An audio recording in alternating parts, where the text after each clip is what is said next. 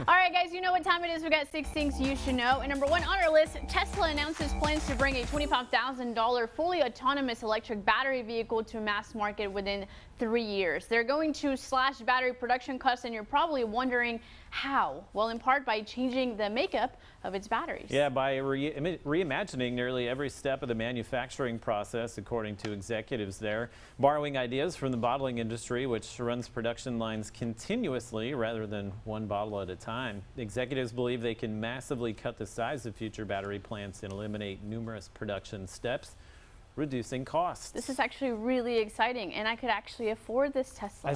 I really like the Tesla, but it comes with a hefty price these days. Tag, yeah. So definitely would be great to see more people out and about in them. I think it was California, right? Cut I think no gasoline cars by 2035. So maybe they're trying to take advantage of that.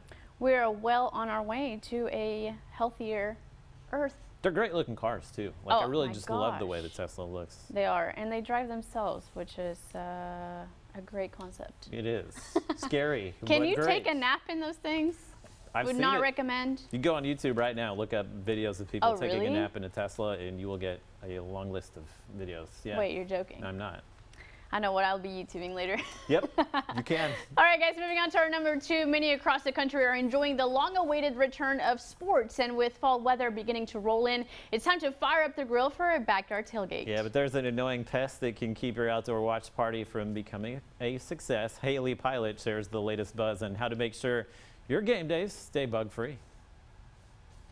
The biggest problem right now is mosquitoes because of all this rain that we've been having. Daniel Rodriguez with Hughes Exterminator says if you're hosting a socially distanced backyard tailgate, get rid of any standing water. Like the lid of a water bottle that can hold water, that can definitely hold a couple of mosquito larvae. Rodriguez says keep your grass and shrubs trimmed. Either you need to cut it back or you need to put some kind of repellent on to protect yourself and your family and your pets. Companies like Hughes will even do a monthly mosquito treatment in your yard. And if you're firing up the grill or serving cocktails, Rodriguez says keep things sealed when you're not eating or drinking. We have honeybees here also, and it just protects it, keeps them away going into your drinks. Be especially careful with any sweet drinks. Anything that has sugar, and if you have a pitcher and it's dripping water, there's mosquitoes out there going to go to the water to try to lay their eggs so they can reproduce. And clean up spills from any sticky foods or drinks to keep ants away. But being proactive will be your best bet. You get your place treated at least 48 hours before, you're having people over. Those are some great tips. All good tips, but now I'm hungry. Just like watching the video of the food, I'm like, I really want some ribs You now. were thinking about food. I was thinking about how bitter I am toward mosquitoes. I really don't like them. And you know how everything in life seems to serve a purpose? What is the purpose of a mosquito? Why do they live? Why do they exist? Couldn't tell you. Just to keep us on our toes, probably. Just to keep us alert and kind of... To annoy us? Yeah, just to annoy us. That's it. That's literally their purpose. To be thankful for the cooler weather when they all die off and go away. I can't wait for that. It's coming soon. All right, guys, and what do you do after you lose a job? For a 70-year-old man in Iceland, the answer was to become a chewing gum warrior. The chewing gum man has cleaned up over 15,000 pieces of gum in just the past 10 weeks. His sticky workplace is the sidewalks of Reykjavik. The Icelandic capital. Local companies stepped up to sponsor his project, but his reward is just to see the gooey blobs disappear. So the mission is never ending. The chewing gum man says he keeps coming back to the same trash bins, only to find more people missed the target and didn't clean up. It's a big job, but he says he's determined to have central Reykjavik chewing gum free by next July. What a big job there. We wish you luck, sir. That's almost impossible, right? Good luck. Do you know the gum wall in Seattle? Where everyone just goes and puts gum on the wall? I've been there, but I can't remember seeing there's a chewing gum wall. Yeah, there is. Okay. It's in the market in Seattle, and I went to it, and it was so gross. But I did it. I put my gum on the wall. And this was a few years ago, like while we weren't going through a pandemic. I would hope that wall is just gone now at this point. No, I think people were still posting pictures at the wall. I thought it was going to be smelly, which I understand it's a gross thought to have. But it's a wall full of used gum. I thought it was going to stink, but it didn't. It was fine. Just a gummy wall. Just a gummy wall. That's it. Very colorful. Yeah. All right, guys, and Sonic launches its annual Limeades for Learning fall voting campaign to fund supplies for teachers. The restaurant chain is donating $1 million through Donors Choose, an online crowdfunding platform to give resources to public school teachers. You can vote once a day now through October 25th. And you can earn a sweet treat as Sonic is offering a free large drink or slush during this first week of voting with a purchase placed through the Sonic app. Use the code TEACHERS. You can get more information at limeadesforlearning.com. Now I want a limeade. Those are so good. I love lemon and lime. All these stories make Citrus me hungry. drinks are my favorite. Are they? Love them, yeah.